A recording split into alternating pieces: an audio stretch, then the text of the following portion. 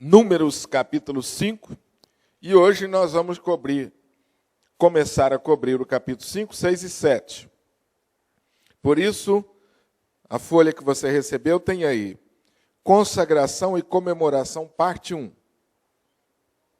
Nós continuamos na próxima quarta-feira, parte 2.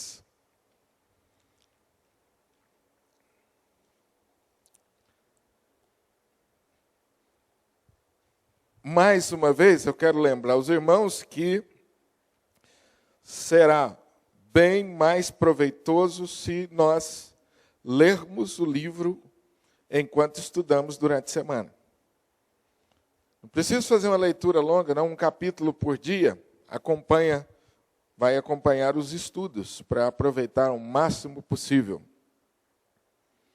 O livro de Números é um dos livros da Bíblia menos comentados.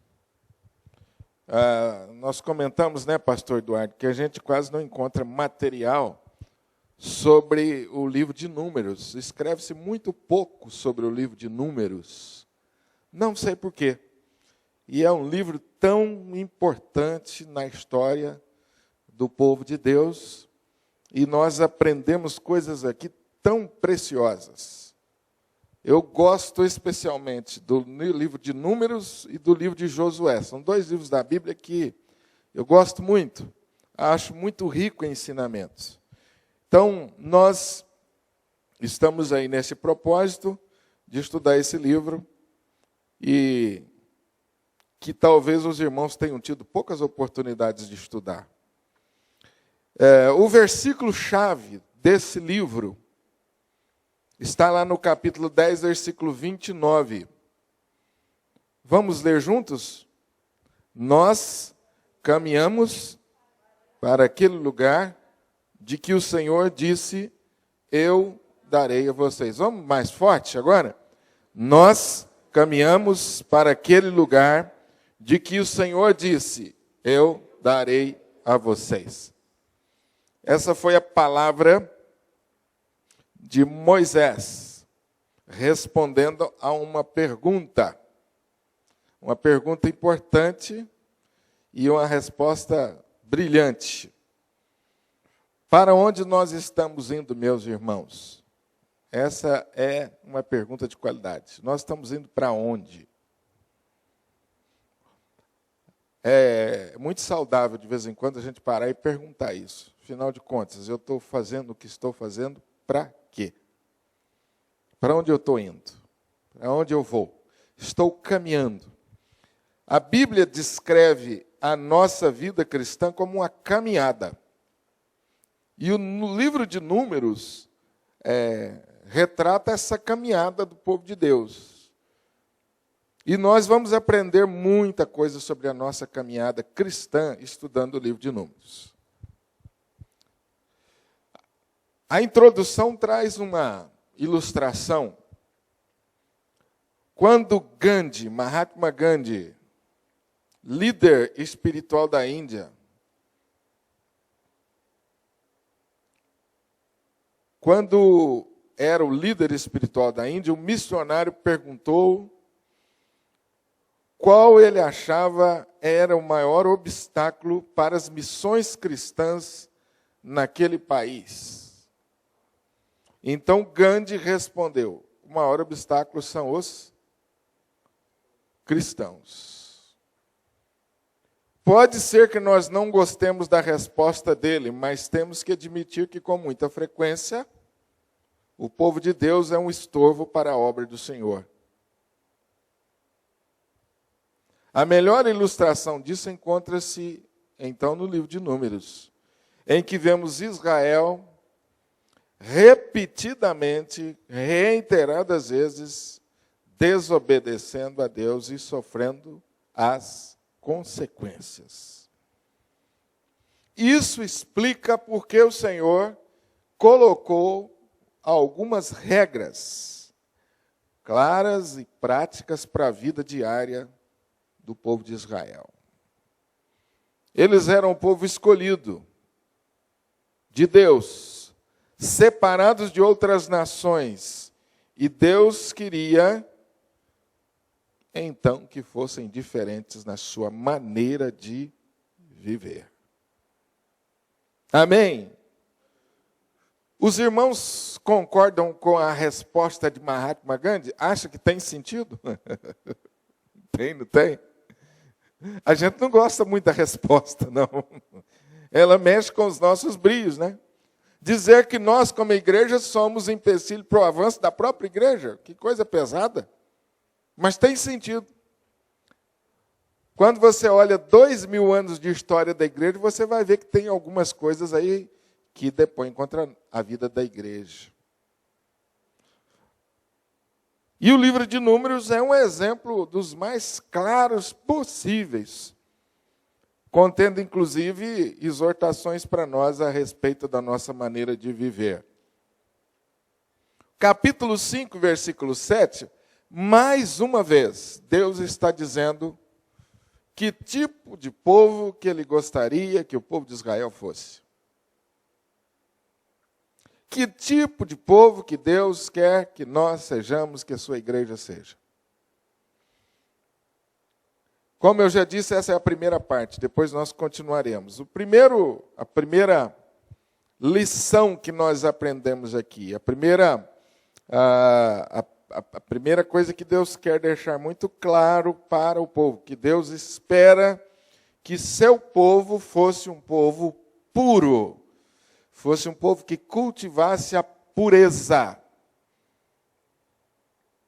A presença gloriosa de Deus habitava no acampamento de Israel.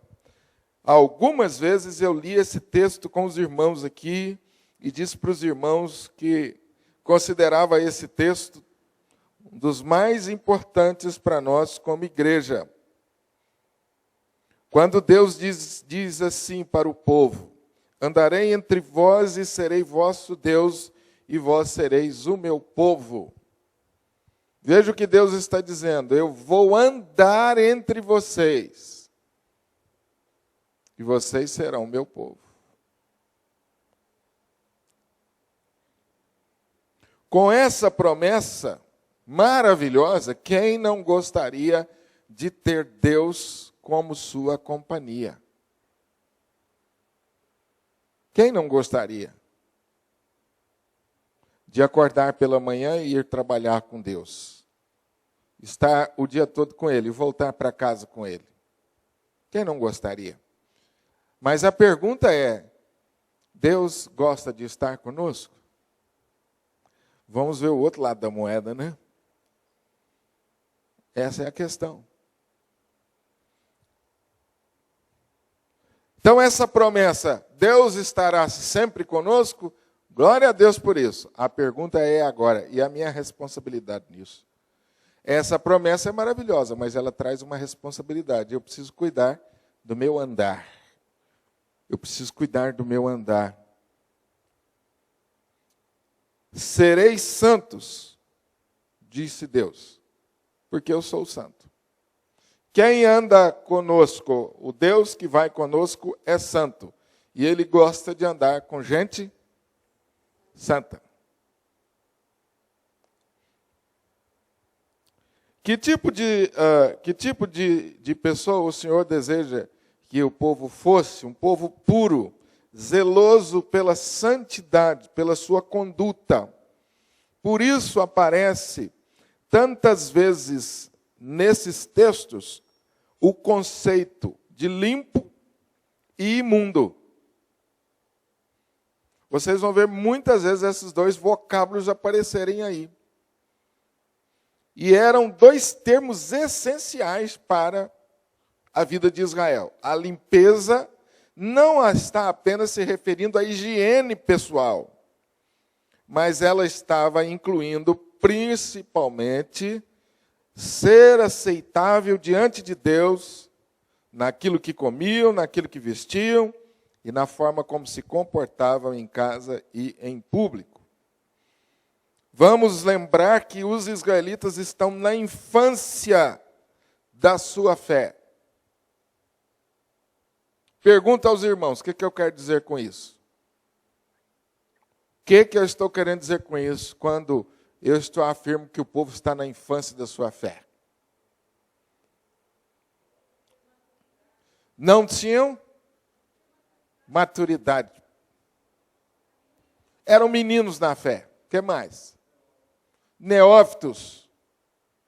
O que mais? Qual era a Bíblia desse povo? Nem o Pentateuco. Eles não tinham... Agora vocês vejam, depois às vezes a gente reclama, né, pastor? A vida cristã é difícil. Imagina para esse povo, que nem Bíblia tinha. Hoje nós olhamos para trás e temos, no mínimo, 2000 anos de história de igreja cristã. Que a gente pode olhar para trás e aprender. E eles? O que eles tinham? Nada. Eles podiam recorrer a quem? Nunca existiu um povo antes que servisse a Deus. Eles eram os primeiros, pioneiros da fé. Não tinha Bíblia e não tinha exemplo. Complicado, não é? Por isso é necessário que Deus use imagens para ensinar verdades espirituais. Quem dá aula no departamento infantil aqui? Quem dá aula? Normalmente vocês se preocupam em levar o quê? Figuras, imagens. Quem dá aula para criança tem que ter lá. Na minha época era flanelógrafo. Ainda existe flanelógrafo? Algumas vezes, né? Tem alguns que o flanelógrafo tem seu lugar ainda. Mas tem sempre um desenho para colorir, não é? Dependendo da idade. Tudo que a gente faz, a gente tem que mostrar uma imagem. Vocês já viram o presbítero Zé Maria aqui na classe trazer flanelógrafo? É porque é tudo adulto, não precisa mais das imagens. Jesus multiplicou os pães, aí vem lá Jesus, vem o cestinho de pães, não é verdade? Tudo isso vem lá. As crianças estão na infância. Por isso esses recursos. Às vezes as pessoas perguntam, pastor, por que precisava de tanta coisa lá no Velho Testamento? Está explicado aí. Está explicado. Você já percebe que no Novo Testamento não tem nada disso. No Novo Testamento, você encontra exatamente a orientação para evitar o máximo de imagem. E Deus quer deixar claro que a adoração é única e exclusivamente pela fé. Por que isso? Porque foi havendo um crescimento no entendimento, no conhecimento e uma maturidade, a ponto que eles já não precisavam mais dessas figuras. Você entendeu por que cada parte do tabernáculo tinha um significado?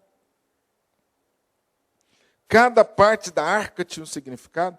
Cada parte do sacrifício tinha um significado? A cortina tinha um tamanho, tinha uma cor exata que significava alguma coisa. Os cabos que seguravam estou pegando os detalhes. A arca tinha um significado. A imagem que ficava em cima da tampa da arca tinha um significado. E tinha que fazer exatamente como Deus mandou. E no Novo Testamento, o cristão vai para a igreja ou vai adorar a Deus com o quê? Só com a Bíblia. Acabou a representação. Irmãos, vou falar uma coisa para vocês. Tem muita gente na igreja que tem dificuldade de entender isso. Por isso que é bom vir no culto de quarta-feira. Amém? Eu estou falando isso para motivar vocês não virem, porque eu demorei. Você sabe onde eu fui aprender isso? No seminário. Fui aprender isso no seminário. Eu li o Velho Testamento e falava, gente, mas por que esse tanto de coisa aqui? Não é uma explicação que tem sentido? Não tem outra melhor. Então, estudar a Bíblia é maravilhoso, não é, gente?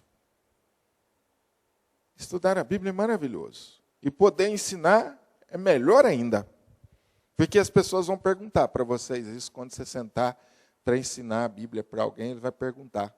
Não, mas o Novo Velho Testamento é difícil demais. Que Deus estranho é esse do Velho Testamento? Um monte de sangue, um monte de exigência. Que Deus exigente. Por que isso? E aí você vai explicar. Inclusive para as crianças, quem dá aula para elas.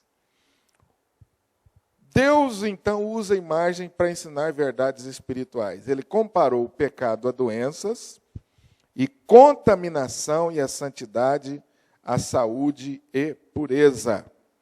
Pessoas imundas eram colocadas para fora do acampamento até que tivessem cumprido os requisitos para voltar ao meio do povo de Deus. Os termos relacionados a contaminar são usados 8 vezes em número 5 e são descritos 3 tipos de contaminação. Primeira, contaminação física. Segundo, a contaminação interpessoal, versículos 5 a 10. E terceira, contaminação matrimonial. Então, o texto aborda para nós, basicamente, esses 3 tipos de contaminação, ou esses 3 áreas que o povo deveria trabalhar a pureza, a santidade. A primeira, a área física. A segunda, a área de relacionamento entre as pessoas. E a terceira, a área do casamento, a área do matrimônio. E cada área dessa, Deus trabalha de uma maneira bem enfática, com regras muito claras, para incutir no coração do povo esse sentimento, esse senso de responsabilidade para com a santidade, para com a pureza espiritual, principalmente.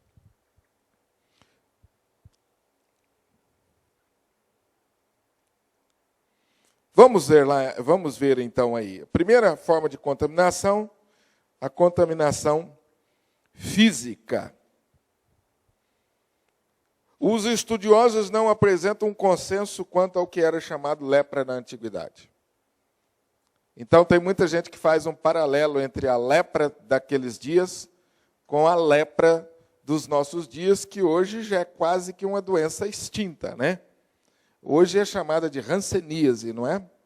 Então, alguns fazem paralelo, outros acham que são doenças diferentes, que não têm paralelo. Mas isso não é tão importante.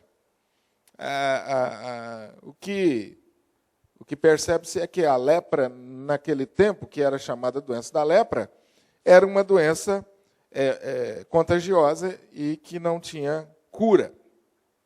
Era uma doença infecciosa da pele.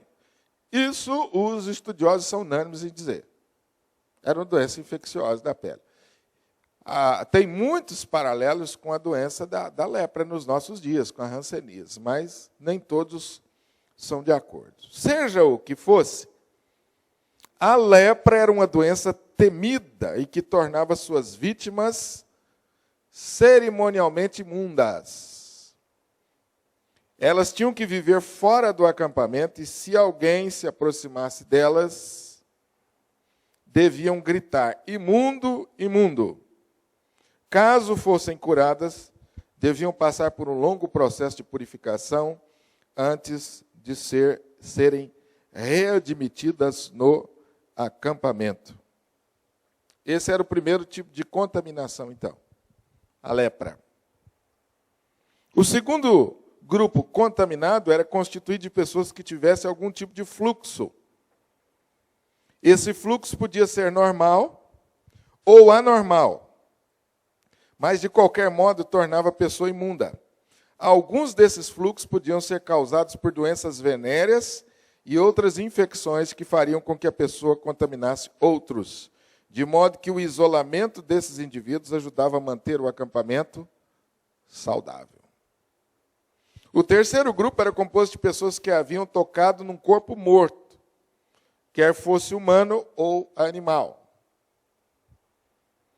A lei sobre a contaminação pelos mortos é apresentada primeiramente em Números 19, em Levítico 21 e depois Números 19.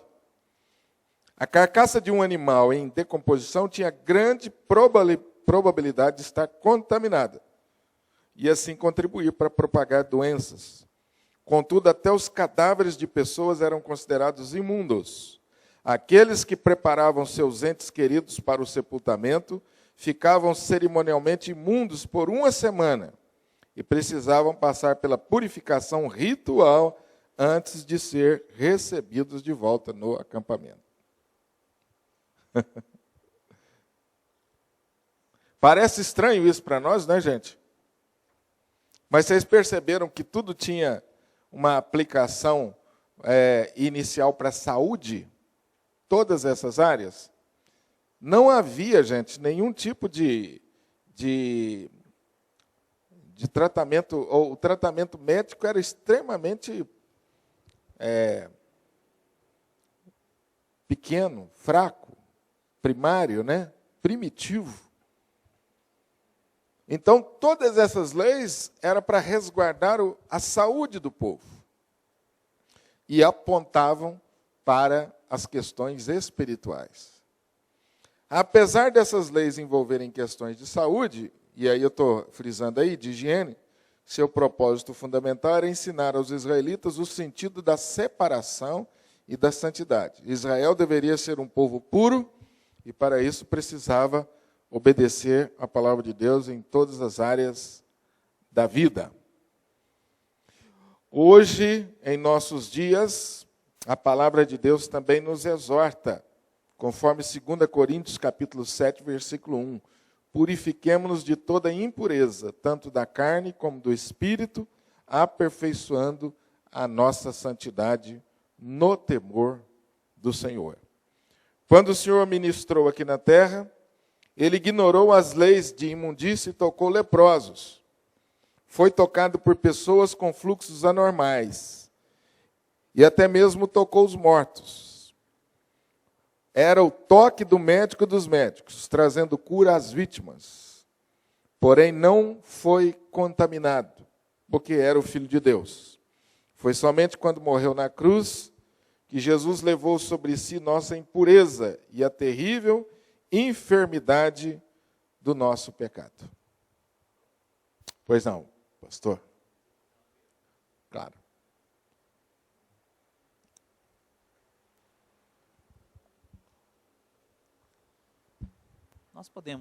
Nós podemos afirmar, então,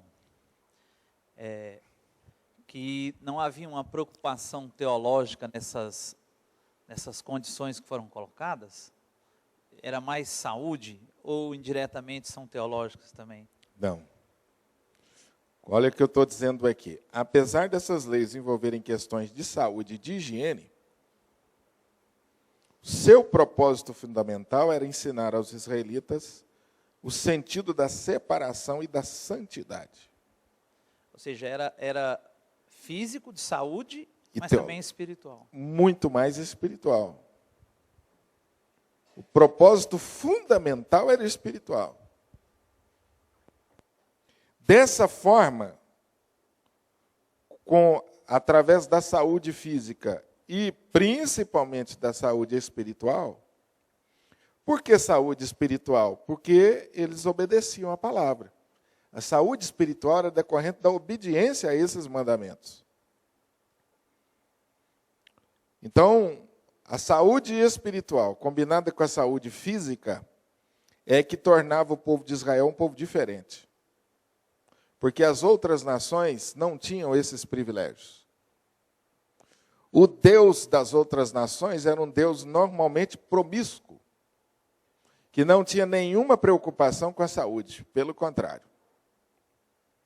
Então, a nação de Israel, com isso, ganhava vigor físico, era superior nas batalhas, a nação de Israel crescia em número porque as mulheres eram saudáveis e elas tinham muitos filhos, e os homens também eram excelentes guerreiros. Amém? Dessa forma, as outras nações iam percebendo, esse povo é diferente. Por que eles são diferentes? Há uma aplicação para nós hoje em dia também. O crente que é temente a Deus, obediente à palavra, ele tem vantagem física também. Amém? Claro. Ele sabe como fazer uso do seu corpo. Por que ele não fuma?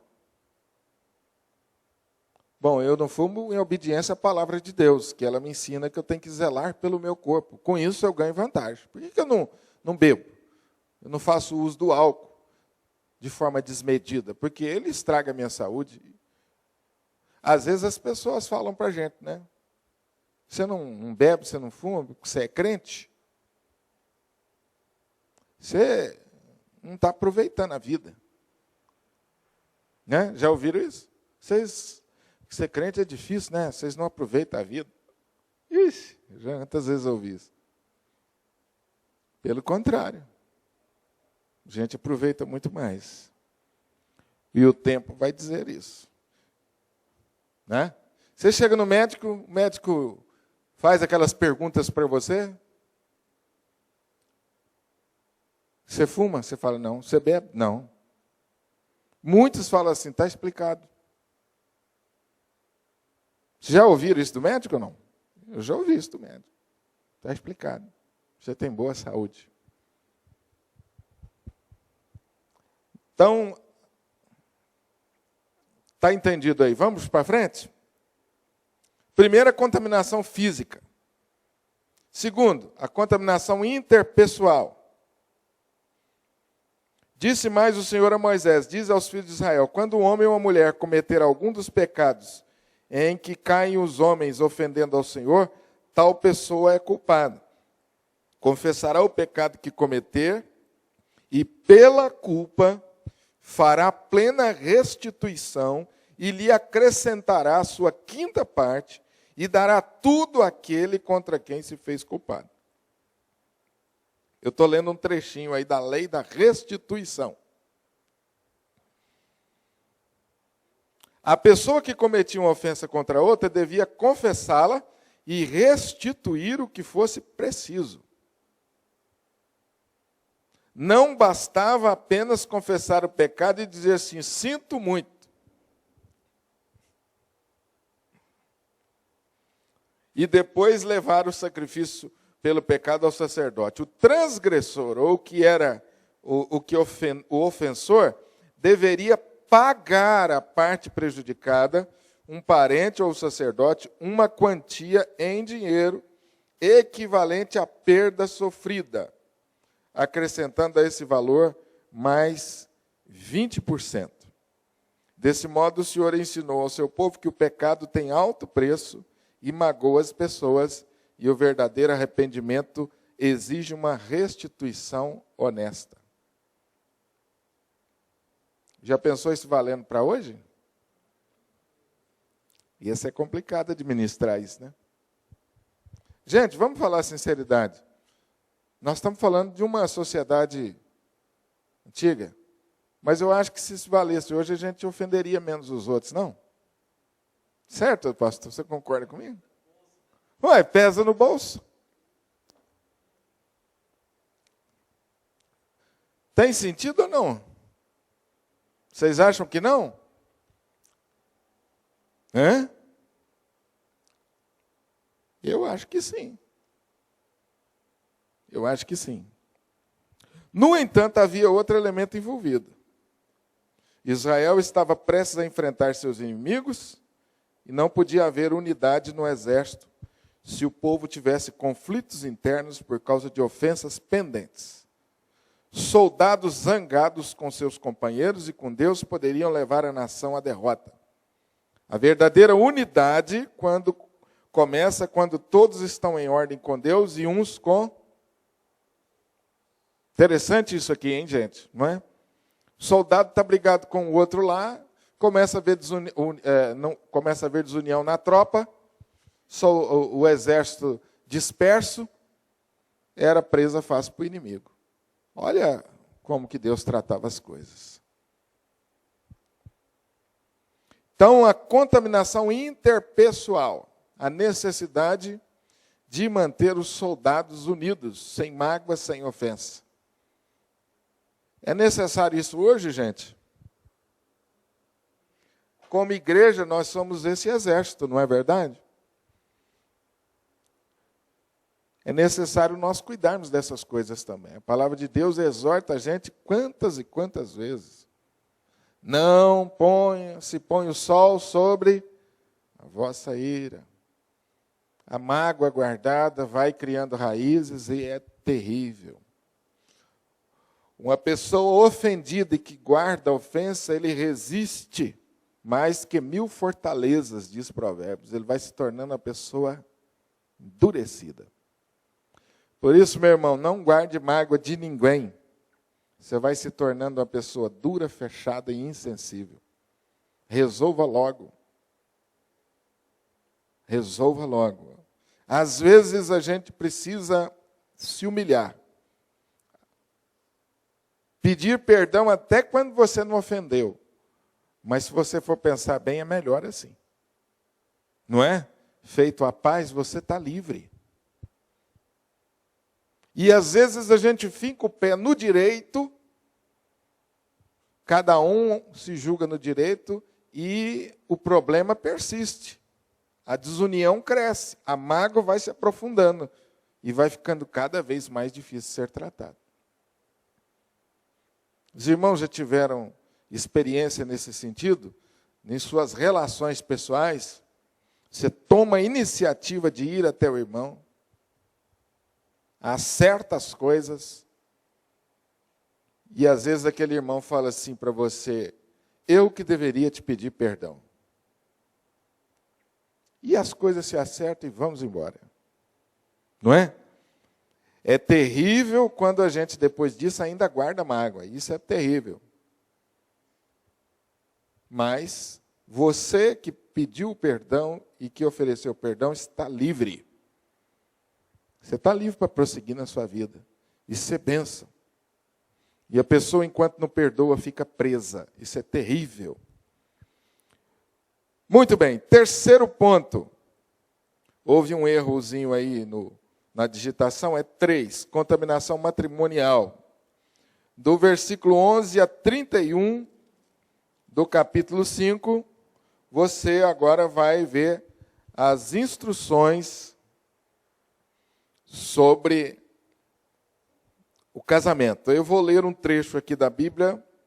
Disse mais o Senhor a Moisés, fala aos filhos de Israel e diz-lhes, se a mulher de alguém se desviar e lhe for infiel, de maneira que algum homem se tenha deitado com ela e for oculto aos olhos de seu marido, e ela o tiver ocultado, havendo-se ela contaminado, e contra ela não houver testemunha, e não for surpreendida em flagrante, e o espírito de ciúmes vier sobre ele, e de sua mulher tiver ciúmes, por ela se haver contaminado, ou o tiver, não se havendo ela contaminado, então esse homem trará a sua mulher perante o sacerdote, e juntamente trará a sua oferta por ela.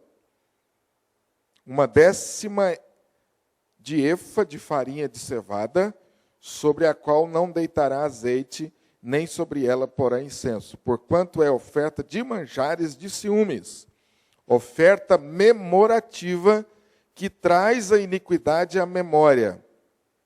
O sacerdote a fará chegar e a colocará perante o Senhor.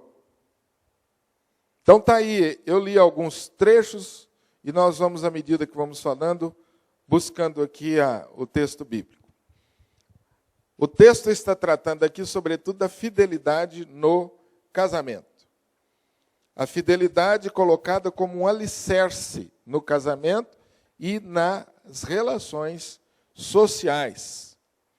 Quando o lar vai bem, a nação toda vai bem. Mais uma vez, destaca aqui a preocupação de Deus com a saúde familiar. E a razão, uma das razões é essa. Se a família estiver bem, estiver forte, saudável, a nação toda sentirá o reflexo disso. A gente hoje olha para a nossa sociedade e fica espantado com certas coisas que a gente vai vendo acontecer. Com a deterioração da sociedade. Onde que está a raiz disso? Está na família, não tenha dúvida. A família como base da sociedade. Aonde nós devemos buscar a cura para essa sociedade? Família. No indivíduo e na família. E toda a sociedade vai sentir o reflexo disso. Vamos lá. Em Israel, o adultério não apenas contaminava as pessoas envolvidas, mas também a própria terra. E era um pecado abominável a Deus. O adultério era uma ofensa capital.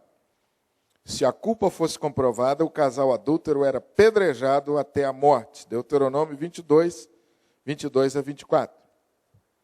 Suponhamos que o marido suspeitasse que sua esposa estava sendo infiel, mas não tivesse testemunhas para provar. O que poderia fazer? Se suas suspeitas estivessem erradas, quanto mais tempo escondesse seus sentimentos, mais danos causaria a si mesmo, a esposa e a família.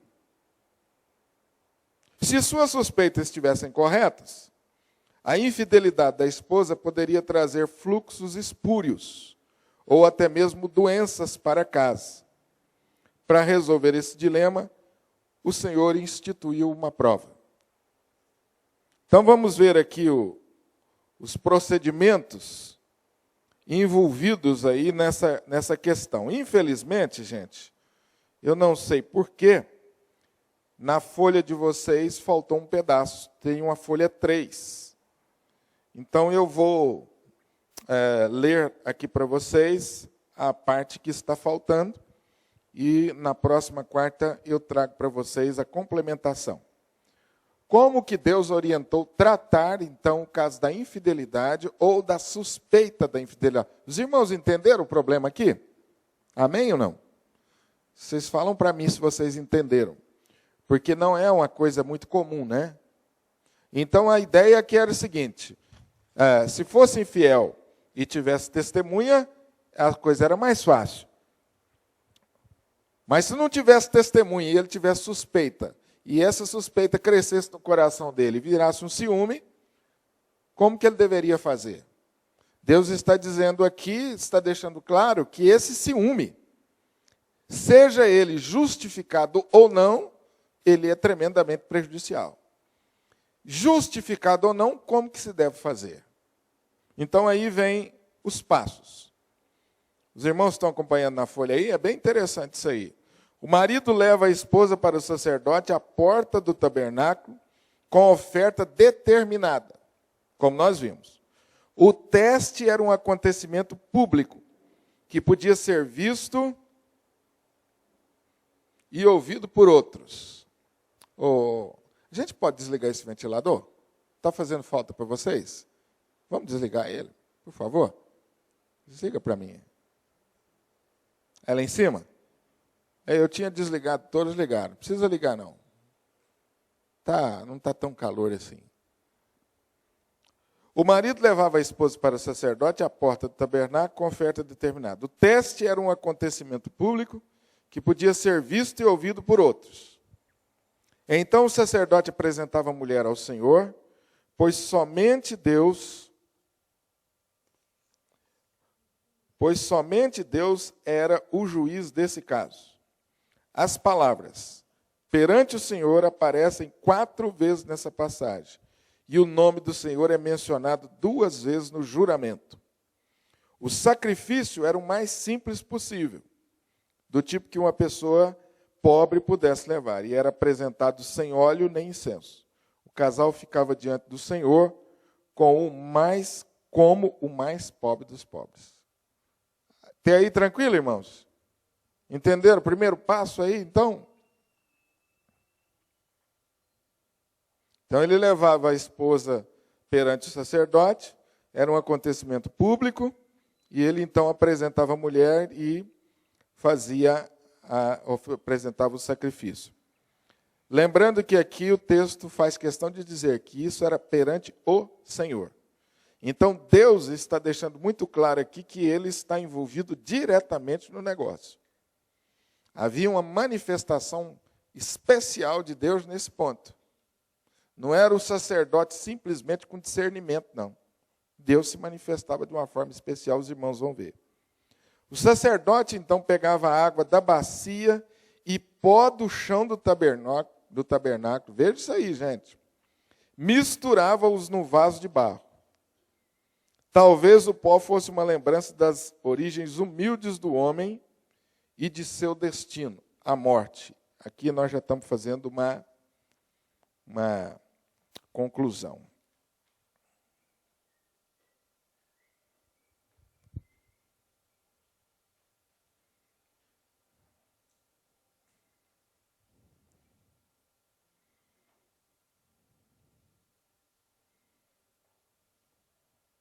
O sacerdote, então, ficou tranquilo aí? Pegava a água da bacia, o pó do chão, misturava essa água no vaso de barro, hein, gente? O sacerdote soltava o cabelo da esposa, como se ela estivesse pranteando. O cabelo da mulher é a sua glória, a cobertura, e com esse ato ela estava apresentando sua glória ao Senhor, sem esconder coisa alguma dele. Ao mesmo tempo, o sacerdote colocava a oferta nas mãos da mulher. O sacerdote fazia a esposa jurar diante de Deus, e então anunciava a maldição ligada ao juramento. Então ele fazia ela jurar que ela não havia cometido adultério, e consequentemente dizia para ela qual seria a condenação. E ela então jurava não ter cometido aquele pecado. Ela se submetia ao julgamento justo de Deus, dizendo, amém, amém. E significa assim seja. Então, era como se o sacerdote dissesse para ela, se você for culpada, a maldição cairá sobre você. Aí ela dizia assim, eu concordo, amém. Entenderam aí ou não? Tranquilo, gente? Pois não, Cássio?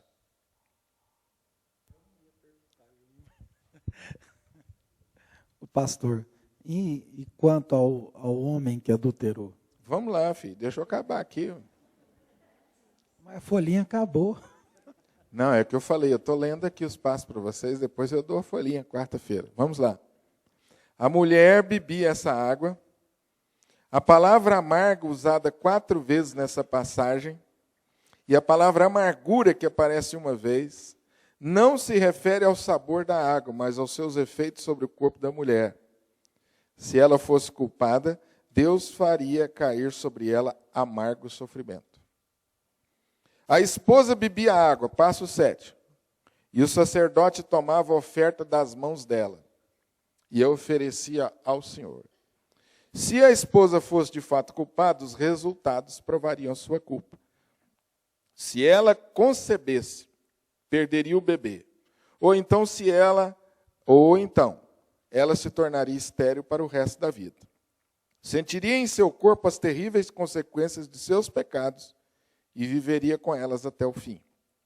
Sem dúvida, para uma esposa israelita, a esterilidade era uma tragédia, pois sua mais importante incumbência na vida era gerar herdeiros para o marido e dar continuidade ao nome dele em Israel. Tranquilo aí ou não? Entenderam o esquema?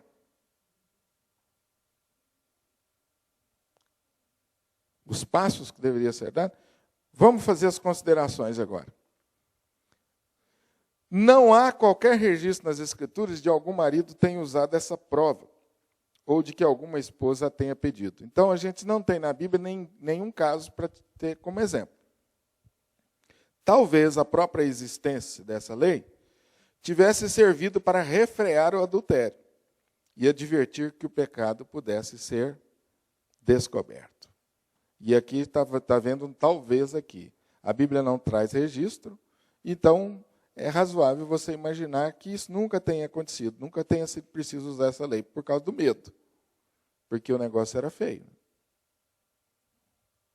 Existem algumas barreiras claras que fariam o marido pensar 2 vezes antes de levar a esposa ao sacerdote e de pedir que ela passasse pela prova. Em primeiro lugar, era um acontecimento público e o acampamento todo podia ficar sabendo. Será que o marido iria querer expor seus problemas conjugais de modo tão explícito, especialmente quando não sabia qual o resultado da prova? Aqui está uma pergunta. Estão entendendo aí, gente? Os irmãos estão me acompanhando? Dado ao fato de ser uma coisa que iria expor tanto o casal, que o fato era público, será que algum marido queria expor a esse ponto? Além disso, esse processo indicava não apenas certos caráter da esposa, mas também do marido. Se o marido amava a esposa e estava profundamente aflito com sua possível infidelidade, por que iria querer expor a sua mulher publicamente?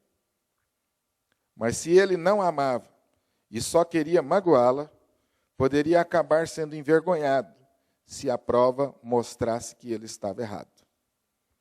Um homem sábio pensaria muito bem antes de levar a sua esposa ao julgamento dessa forma. Razoável aí ou não? As considerações. Tem sentido? O marido teria de viver com as consequências. Caso suas suspeitas estivessem erradas, deveria pedir perdão à esposa e trabalhar de modo a reconstruir o relacionamento. Porque não havia algum castigo. Por que não havia algum castigo para o marido por falsa acusação? Se a esposa fosse culpada, ele teria de viver com ela, imaginando quem era o amante e sofrer as consequências físicas da maldição e da má reputação da mulher. Ela nunca mais poderia dar filhos, mas ele ainda teria de prover para ela e para quaisquer filhos que ela tivesse dado antes de cometer o pecado. Há muitas perguntas desconcertantes associadas a esse ritual, mas não vamos perder de vista a mensagem principal. Deus quer que haja pureza no casamento. E tanto maridos quanto esposas podem recomeçar no Senhor. Porém, o adultério traz sofrimento a todos e, por vezes, é difícil viver com as consequências dolorosas do pecado perdoado. Amém? Então, agora é a sua pergunta, né? Pois não, Cássio? Bom, pastor, vem uma dúvida que eu não sei se é pertinente, mas... Não, vamos lá. Na hipótese da mulher se arrepender durante esse juramento e confessar que adulterou, pelo que eu entendi nos versículos anteriores, aí a pena seria pegar o amante e ela e apedrejar.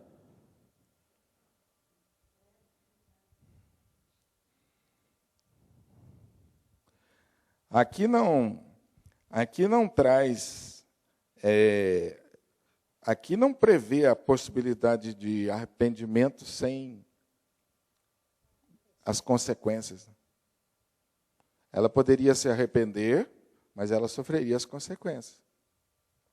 Se ela se arrependesse e isso ficasse, como a gente chama de intramuros, dentro do relacionamento conjugal, o homem e a mulher, no caso, iriam administrar isso, como é previsto aqui. O que eu acho que muitas vezes deve ter acontecido. Aí já é suposição. Por quê? O marido pensava o seguinte: bem, eu amo a minha esposa, tenho os filhos, eu vou levar ela para a porta da tenda e causar esse escândalo todo. Ela se arrependeu, é uma mulher assim, assim, assim, dependendo, muito provavelmente isso ficaria entre eles. Muito provavelmente. Estava resolvido entre eles. Entendeu? Então, no caso de perdão, muito provavelmente isso não ia para frente. Agora, se não houvesse da parte da mulher, ela dissesse, sustentasse, eu não fui fiel, e o marido continuasse com a suspeita, ele, então, deveria caminhar para esses passos aqui. Tá, mas isso no ato público, caso ocorresse, na hora dela fazer o juramento, ali, em vez dela optar pela maldição, que assim, a gente poderia imaginar que... Entendi, na hora H ela... como todo ser humano, às vezes ela pode mentir, mas supondo que naquele momento ela acabe... o texto não prevê aqui o que fazia, né? Se ela se arrependesse no momento, né? Seria uma conclusão lógica que, caso nesse momento ela confessasse, aí seriam apedrejados os dois? Não, eu creio que não. Não, né? Não, o texto diz isso em algum lugar? Não, né? Dos textos anteriores, né, que era rigoroso a punição para o adultério, né?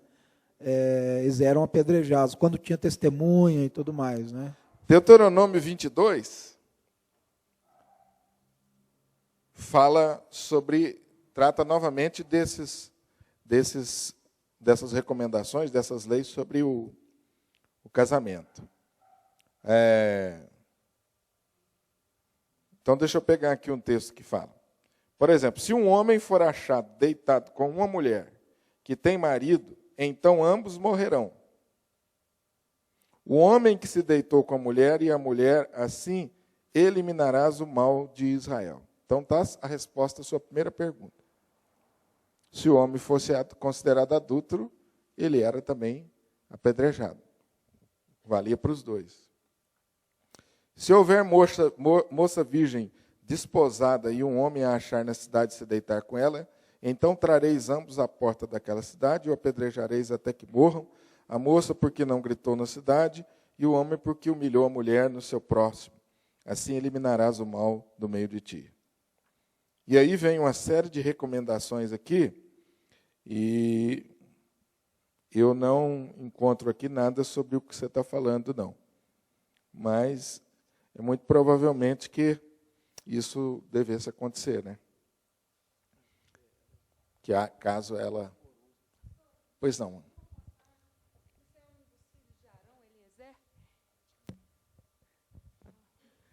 Essa tem uma passagem, acho que é um dos filhos de Arão, Eliezer, ele era muito zeloso, eu não lembro da passagem onde que é, ele era muito zeloso e ele ficou sabendo que um casal estava acontecendo isso.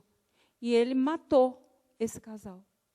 Eu não sei aqui no momento agora, mas ele mandou matar a mulher e o homem porque estava com imundície no meio do povo ali de Deus. E fala que Deus se agradou dessa atitude de Eliezer. Pois é, mas isso que você está falando está combinando com o que está aqui em Deuteronômio. Os dois foram pegos em adultério e foram apedrejados até a morte. Exatamente. Só que no caso que ele está levantando, é o caso da mulher que confessa no meio do processo. Se ela confessou, obviamente o marido estaria livre. Não tem sentido o marido ser apedrejado. Mas o texto não fala o que seria feito com ela, se no meio do caminho ela se arrependesse. Muito provavelmente ela seria apedrejada. Eu acho que é o que a conclusão mais lógica é essa. Ela seria apedrejada e o homem seria livre. O homem não seria apedrejado por causa disso.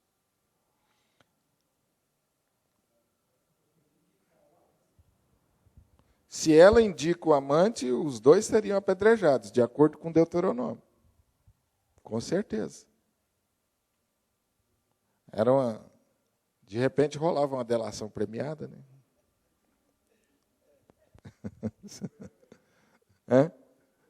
O prêmio seria a morte, né? Eu vou morrer, mas não vou junto, não. Mas não vou sozinho, não. Gente, amém. Que lição que fica para nós disso aqui? Sem a gente se deter nos detalhes, porque é complicado para nossos dias hoje a gente entrar nisso aí, né? O que Deus está querendo falar para nós?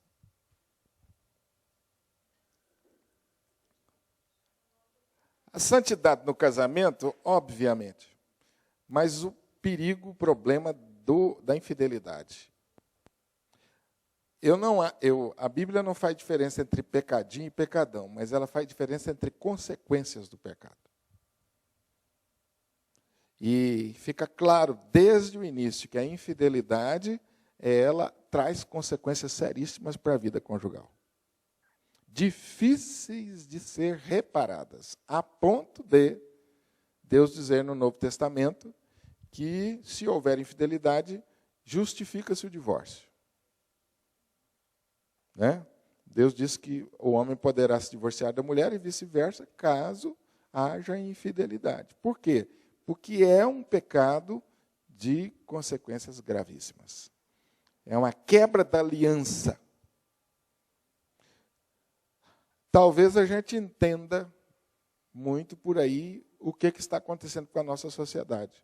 Porque vocês perceberam como que isso se tornou uma coisa extremamente banal? A infidelidade hoje é uma coisa banal. A fidelidade, né? Deixou de ser um valor conjugal. E as justificativas são as mais fracas possíveis, né? A mulher que, por exemplo, o homem que não tem relações sexuais normais, o tempo variável, hoje já é justificativa para o homem procurar um relacionamento fora e uma mulher também. E interessante que as estatísticas falam que o índice de mulher infiel nos nossos dias é idêntico ao masculino, coisa que alguns anos atrás não era. Hoje cresceu, hoje está empatado. Então as mulheres estão seguindo o mesmo caminho, antes não. Então isso cresceu também. É terrível isso, né? Essa marca já era uma marca terrível, tendo o homem como o campeão, agora como a mulher, aí a desgraça é completa mesmo. Então, a necessidade da gente, como igreja, enfatizar isso, ensinar a enfatizar isso. Porque a infidelidade realmente destrói os vínculos conjugais, destrói a família, a ponto de ser muito difícil restaurar. Que eu Pode. fiquei assim, é rapidinho. Sim. Uma enfermeira que trabalha na medicina, ela teve 3 casos lá que ela faz acompanhamento, me contou, e eu falei, misericórdia. Uma traiu o marido, saía escondido, e tudo bem, o marido não estava sabendo. Aí, estava numa moto, bateram. Aí, o resultado, ela ficou sem uma perna. E a família se revoltou tanto do marido como dela, mas quem está cuidando dela hoje é o marido, que cuida daquele toquinho de perna. Uma outra saiu também, traindo o marido, e teve uma discussão no carro dos amantes. E ele ficou tão nervoso, no movimento, ele abriu a porta, e essa mulher que traiu caiu ali e levou tantas pancadas e tudo, que hoje ela está impossibilitada de andar. E uma terceira, isso tudo estava internado na medicina, aí acontecem os casos. Uma terceira traiu o marido com o cunhado, casado com a irmã. Estava traindo já há muito tempo. Tiveram um acidente automobilístico, ele morreu e ela sobreviveu. Hoje, ela está praticamente sozinha, ninguém vai vê-la. Um tédio. Terrível, né? Eu acompanhei um caso, já contei isso algumas vezes, não, obviamente, guardando o nome das pessoas, mas eu acompanhei um caso uma vez de um casal muito envolvido nos trabalhos da igreja. E o homem tinha uma vida de prostituição fora e trouxe o vírus da AIDS para a esposa. E ela me procurou, mas ela não teve muita coragem de abrir.